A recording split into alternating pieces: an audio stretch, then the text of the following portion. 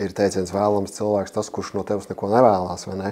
Nu, lūk, tāpēc, ka tad, kad cilvēkam nav ekspektācija par to, kādam tev ir jābūt, kādam tev ir jākļūst, vai tev ir jāsaprot tas vai nē, jums abiem diviem būs patīkami, tāpēc, ka jums nav šī te āķēšanās vienai uz otru un nav šī te spiešana un vilkšana par to, kas un kā kādam ir jākļūst.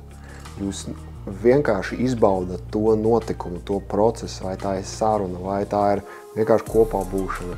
Jums nav konkrēta mērķa, kur virzīties. Ja? Un pat, ja ir, vai abi divi spēja koncentrēties uz šo te labsajūtu mirklī, kad paskaties, mēs taisam kaut ko lielāku. Mums ir sadarbības projekts, piemēram, un mēs abi divi sadarbojamies uz to, ka mums būs labi ar tevi vai bez tevis. Tā ir enerģija. Es izdarīšu šo projektu vai es sasniegšu savus mērķus ar tevi vai bez tevis. Un ja tu ar tādu enerģiju ej tajā pasākumā, tad tu automātiski noņem nost sev tādu enerģiju, kas ir šī te vilkme, gribēšana, pierādīšana, aizāķēšanās, grābšana. Un otrā pusē cilvēki ļoti to jutīs. Viņi jutīs, ka tev no viņiem neko nevajag. Viņi jutīs tevī tādu pašpārliecinātības enerģiju, kas teiks, es to sasniegšu ar jums vai bez.